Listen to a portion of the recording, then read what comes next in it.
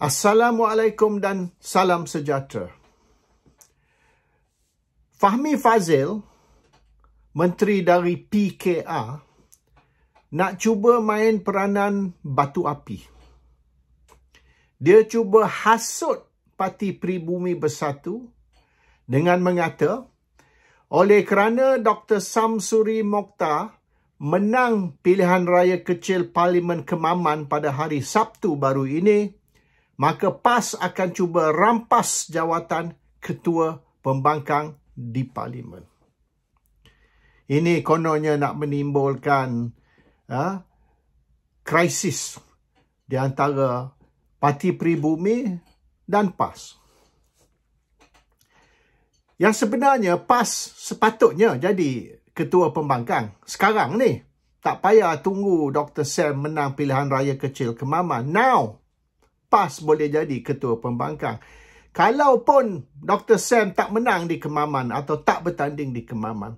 Sebab kelazimannya, Parti Pembangkang yang terbesar dalam Parlimen ataupun Parti Pembangkang di dalam gabungan pembangkang yang mempunyai kerusi yang terbanyak di Parlimen, mereka lah jadi Ketua Pembangkang. Tapi kali ini, walaupun sepatutnya PAS jadi Ketua Pembangkang, jawatan tu diberi kepada Parti Pribumi Bersatu. PAS bagi jalan kepada Parti Pribumi Bersatu. Dan sepatutnya, kalau ikut convention ataupun kelaziman, Ketua Parti, Presiden Parti atau Ketua Parti yang akan menjadi Ketua Pembangkang.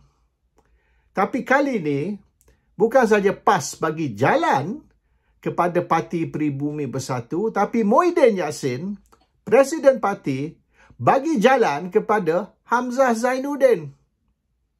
So, kalau nak ikut kelazimannya, sepatutnya Tok Guru Abdul Hadi Awang, Ketua Pembangkang. Tapi Tok Guru Abdul Hadi Awang beri kepada Muhyiddin Yassin. Dan Muhyiddin Yassin pula beri kepada Hamzah Zainuddin. Ini boleh dikatakan melanggar convention ataupun tidak mengikut kelaziman. Kita ambil contoh. Tahun 99, pilihan raya tahun 99. PAS menang 27 kerusi Parlimen, 27. DAP 10. PKR hanya 5. Dan gabungan pembangkang yang dipanggil Barisan Alternatif tu, mereka melantik Ustaz Fadzil Noor sebagai Ketua Pembangkang. Sebab PAS dapat 27 kerusi banding dengan 10 untuk DAP, 5 untuk PKR.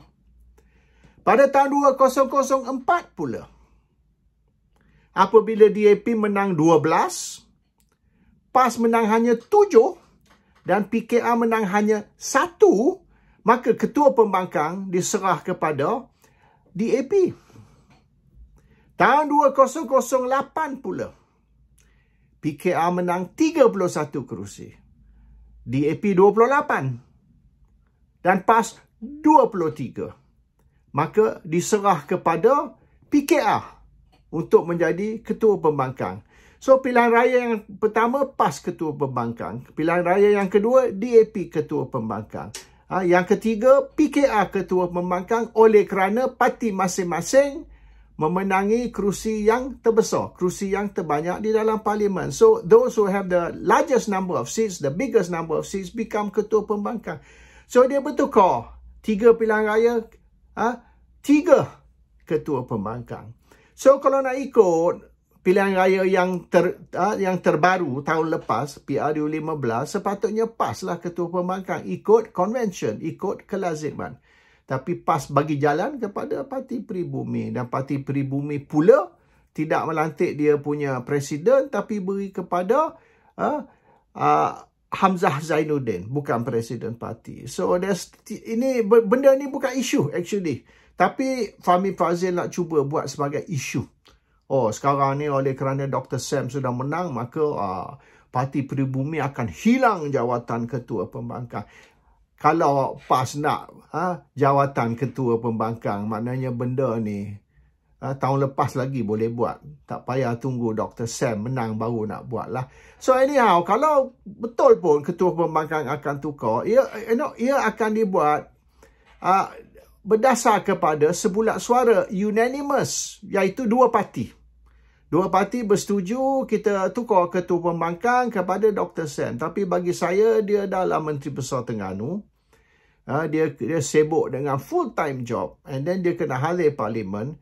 So whether at this stage, dia nak jadi ketua pembangkang, itu serah kepada bijak bijaksana the party leaders punya decision. And saya rasa party leaders ni akan buat benda yang wajar. Whatever is bijak bagi pembangkang, dia akan buat. We don't need to raise this as kononnya as an issue, because it's not an issue. Tak pernah menjadi issue. And adakah rakyat Malaysia ni ingat siapa ketua pembangkang semenjak merdeka? Banyak ketua pembangkang kita ada. Adakah mereka ingat? Tak ingat. Sebab ketua pembangkang tu is important, tapi taklah critical ataupun earth shattering, dan perlu dijadikan satu isu untuk bergaduh tentang siapa sepatut jadi ketua pembangkang. So it's a small thing, tapi yang penting pada masa yang lepas, of course, ketua pembangkang telah dianggap, has always been regarded as PM in waiting, Prime Minister in waiting. So the issue is, dia orang kata sekarang, Prime Minister in waiting dari Parti Peribumi Bersatu ialah Hamzah. Dan kerana Muhyiddin serah kepada Hamzah sebagai satu signal, satu isyarat bahawasanya sekira Perikatan Nasional menang kerusi yang terbanyak di dalam parlimen, maka Hamzah lah akan jadi Perdana Menteri. Tidak semesti. Sebab kalau kita ambil misalan 2004, DAP, iaitu Lim Kit Siang jadi ketua pembangkang. So DAP jadi ketua pembangkang semasa tu. So adakah ini tanda bahawasanya sekiranya pembangkang menang, pilihan raya akan datang, iaitu 2008, maka Perdana Menteri Malaysia ialah Lim Kit Siang? No. Walaupun beberapa hari dulu, minggu lepas Lim Kit Siang dia datang ke Manchester, kampung saya. Dan dia berjumpa dengan kaum Cina di Manchester. Kaum Melayu dia tak jumpa. Padahal orang Melayu ramai ni di Manchester. We have a very big Malay community dekat Manchester. Tapi dia hanya jumpa orang Cina, orang rakyat Malaysia.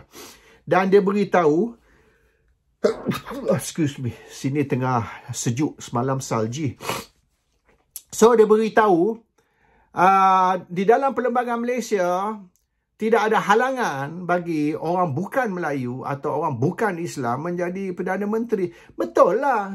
So what's the issue? Benda ni telah dibangkitkan oleh Tun Dr. Mahathir Mohamad dulu lagi, masa Mahathir masih Perdana Menteri. Mahathir dah kata, perlembagaan Malaysia ni tidak hadkan mana hanya orang Melayu, orang lelaki atau orang Islam menjadi Perdana Menteri. In theory, Ambiga, kalau dia bertanding kursi parlimen dan dia menang, Ambiga walaupun dia orang India, dia perempuan dan beragama Hindu, dia pun boleh jadi Perdana Menteri. Sekiranya majoriti ahli parlimen nak Ambiga jadi Perdana Menteri. You don't have to be a man, you don't have to be a Malay, you don't have to be a Muslim. Memang perlembagaan sahkan dan is legal. Tapi adakah kalau ikut convention lah, sekiralah mana Ambiga jadi Perdana Menteri, adakah majoriti ahli parlimen akan setuju? Walaupun is legal, tak salah, tak langgar perlembagaan. Kalau Ambiga jadi Perdana Menteri, ramai mana akan setuju, akan sokong? Dia orang tidak akan sokong. Sebab walaupun sah ataupun legal, tapi kita ikut convention lah, ikut kelazimannya, ikut tradisi. Biasanya orang lelaki, orang Melayu beragama Islam. Walaupun Wan Azizah jadi timbalan Perdana Menteri semasa Mahathir tahun 2018, tidak semestinya kalau Mahathir letak jawatan ataupun Mahathir tak sihat, Wan Azizah ambil alih. Tidak semestinya. So, because dalam perlembagaan, dia tidak ada timbalan Perdana Menteri. Dia ada Perdana Menteri dan Kabinet. That's all. Dalam perlembagaan. Perlembagaan tidak ada peruntukan untuk timbalan Perdana Menteri. So, kalau you tak mau timbalan Perdana Menteri pun boleh. You nak ada 10 timbalan Perdana Menteri pun boleh. Dan tidak semestinya, this is going to be Prime Minister in waiting. So, jangan kita tokok tambah lah. Apa yang legal, apa yang nak buat boleh, tak mau buat pun boleh. It's two different issues. So, this has never been an issue di dalam. So, anyhow, Lim Kit Siang berapa hari baru ni bangkit isu ni. Dan yalah, you're telling water is wet. Yalah, water is wet lah. Air basah. Kita semua tahu air basah. Even budak kecil pun tahu air basah. Why do you want to state that water is wet? So, you duk cakap benda yang memang kita tahu. And then you kata, oh, orang bukan Melayu, bukan Islam, walaupun perempuan masih boleh jadi Perdana Menteri. Ya, so what? So what? Why tell us something that we know? So, ada ke ini provokasi? Ada ini mereka, Lim Kit Siang nak bangkitkan yang kata, actually, orang Cina, orang Hindu, orang Kristian, ambigah, perempuan India, Hindu pun boleh jadi Perdana Menteri. Tak apa, you bangkit benda tu. What's your motive for bringing up this issue?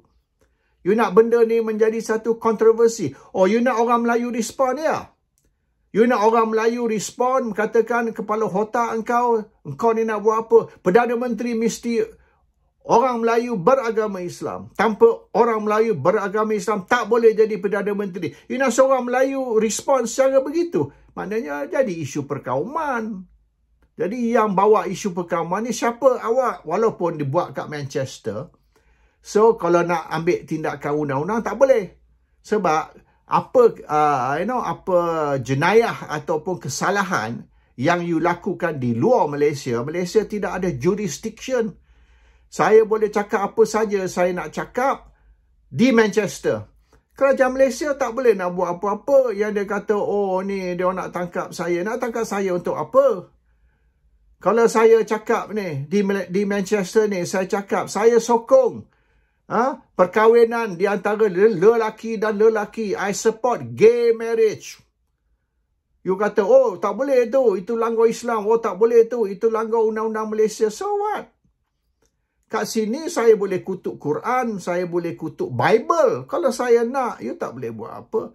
So it's a different place. So janganlah maknanya you main tipu helah you and you mari Manchester, you sebut yang orang bukan Melayu, bukan Islam pun boleh jadi Perdana Menteri. No need to do that. Kita tahu. No need to tell us water is wet. So that's one more issue lah yang saya nak sentuh lah. Okay, third issue ya. Dia orang duk kata ni, Pakatan Harapan ni kuat. Pakatan Harapan very strong. Pakatan Harapan ni tak boleh nak ditumbangkan sebab Anwar is actually solid. Hello. Mari kita kaji balik. Berapa pilihan raya? Okey, pilihan raya di mana Anwar menjadi pemimpin bagi pembangkang. Dia start sebagai pemimpin pembangkang tahun 98. Zaman reformasi. 99 kali pertama dalam sejarah pembangkang tubuhkan atau melancarkan satu gabungan. Opposition Coalition. Gabungan pembangkang. Kali pertama dalam sejarah. Okey. Tahun 99. Pembangkang menang 42 kerusi. Itu saja. 42 seats. Okey. Walaupun ada 4 parti dalam gabungan pembangkang. Tahun 2004. Pembangkang menang 20 kerusi. Tak sampai separuh. Tahun 2008, improve sikit. Masa tu kita dah, tahun 2006, kita dah join dengan Mahathir. 2006, kita join Mahathir untuk hentam kerajaan. Untuk hentam Barisan Nasional. Dengan bantuan Mahathir. Ya, dengan bantuan Mahathir. 2008, prestasi pembangkang improve. Bertambah baik. Dari 42 kerusi turun ke 20, naik ke 82. 2008, naik 82 kerusi. Dengan bantuan Mahathir, ya. Dan kita orang lah, aktivis-aktivis, blogger, kita masa tu kita panggil bloggers lah. Masa tu we are known as the bloggers community ataupun social activist or political activist. Kita orang sokong Mahathir tahun 2006 untuk hentam kerajaan. 2 tahun kemudian, dan jangan lupa 2006 kita join Mahathir untuk hentam kerajaan. 2007 kita lancar bersih. Bukan pembangkang, bukan pembangkang, kita. Political activist, social activist dan bloggers. Kita lancar bersih 2007 dan juga Hindraf. So dengan the Mahathir punya, Mahathir punya pakatan, boleh katakan pakatan 2006 dengan Hindraf dan bersih 2007, maka 2008 pembangkang punya prestasi improve, dapat 82 kerusi. Thanks to Tun Dr. Mahathir Mohamad. 2013 dia improve dari 82 naik 89. Yang itu yang Anwar komplain, dia kata ni UMNO bawa masuk pengundi Bangla, berpuluh-puluh ribu pengundi Bangla. Tapi kedutaan Bangla menafi, dia kata tak ada pun. Kalau ada berpuluh ribu orang Bangla masuk Malaysia, terlebih dahulu berapa biji kapal terbang? Berapa ratus kapal terbang you perlu untuk nak terbang orang Bangla masuk untuk jadi pengundi. Dan mesti ada rekod. Rakyat Bangla masuk Malaysia 40,000, 50,000. Tak kisahlah berapa ribu, kena ada rekod. But there's no record. So Bangla mari kok mana ni? Mari kok golok. So it was tu maknanya pembohongan. Because dia orang hanya dari 82 improve ke 89, naik hanya 7 kerusi saja. Padahal dia kata dia akan memerintah. Hari itu 16 September, ingat tak 2008, dia kata dia ada ramai MP kerajaan menyokong pembangkang. So benda tu gagal, tak berlaku. So okay, 2013 lebih kurang lah 2008. And then kita ambil 2018. 2018 dia orang menang 100 kerusi. 100 kerusi. Actually tak cukup nak bentuk kerajaan. Tapi kerana ada 13 kerusi bersatu. 13 kerusi bersatu tu again Mahathir. Sekali lagi. So 2008 dia orang naik ke 82 kerusi kerana Mahathir. 2013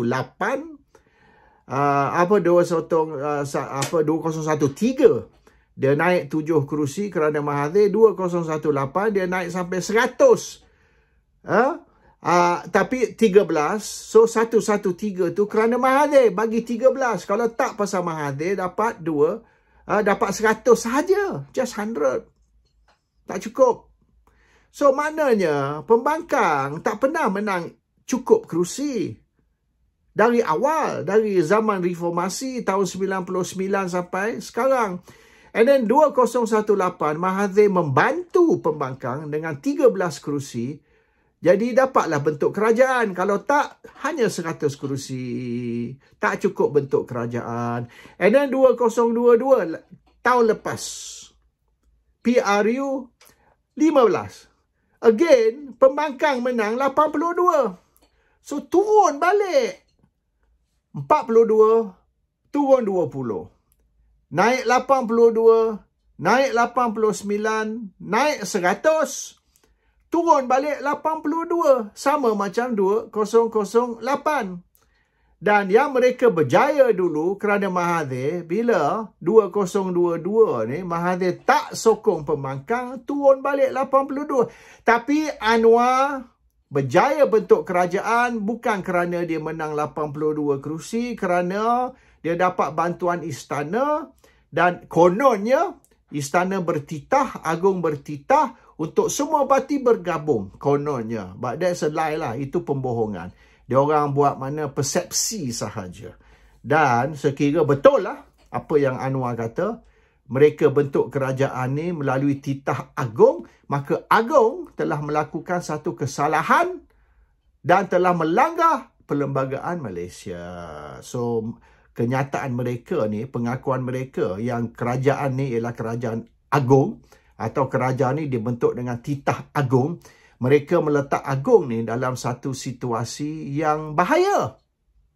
Bahaya. Orang sekarang boleh bangun dan boleh kata, kita tak boleh ada dah sistem monarki, kita kena tukar jadi republik oleh kerana raja-raja Melayu ataupun agung campur tangan dalam politik. Itu boleh menyebabkan agung disingkir dan rakyat Malaysia bangun dan minta sistem monarki ditukar kepada sistem republik. That's very dangerous. So they are playing a very dangerous game and they are putting the royal family, the monarchy in great danger. Patut dia orang tak buat tu. Meletakkan raja-raja Melayu dalam keadaan bahaya. So that is a real thing lah. The situasi. Ambil rekod tengok. Pembangkang tak pernah menang cukup kerusi untuk bentuk kerajaan. Oleh kerana pembangkang tidak bersatu. Dan the problem is, the best that they did in 2018 tu, is kerana, bersatu atau Mahathir membantu. Tapi sekiranya kita masih ada 3, 4 ataupun 5 blok. Sekarang ni kita ada 5 blok. Sabah 1 blok, Sarawak 1 blok, Barisan 1 blok, Pakatan 1 blok dan of course Perikatan 1 blok. Tidak ada parti, tidak ada gabungan yang cukup kerusi untuk bentuk kerajaan. So the perception this boleh dikatakan persepsi yang diberi oleh Pakatan Harapan ataupun Barisan Nasional bahawa saja mereka ni kuat. Tidak.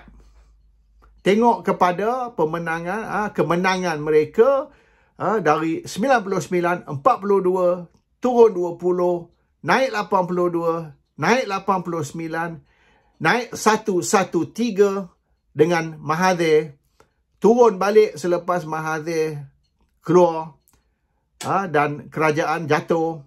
Dan 82, pilihan raya yang terbaru, tahun lepas PRU15 di mana mereka menang 82, the opposition does not have enough seats to form the government. Kalau perkara ni berlaku, sekali lagi, pilihan raya, katalah pilihan raya 2027 atau kalau awal pun 2026. Kalau it repeats, kalau sejarah ni berulang, if history is repeated, dan sekira agung yang akan datang ni tidak mau campur tangan dalam politik, tidak mau melakukan satu jenayah dengan campur tangan dalam politik, maka Pakatan Harapan is out. And orang lain akan bentuk kerajaan. Dan orang lain yang akan bentuk kerajaan ni ialah orang lain yang akan berjaya galvanize sokongan Melayu, number one, very important. Siapa boleh galvanize sokongan Melayu dan boleh dapat sampai 80 atau 85% undi Melayu dan bekerjasama dengan Sabah Sarawak, maka mereka lah yang akan bentuk kerajaan untuk PRU16. That's a reality yang dia orang duk cerita, terutama sekali Fahmi Fadzil, duduk putar sini, putar situ. It's all bullshit. Perception yang tidak berasas, is not based on facts and hanya nak sedap cakap saja.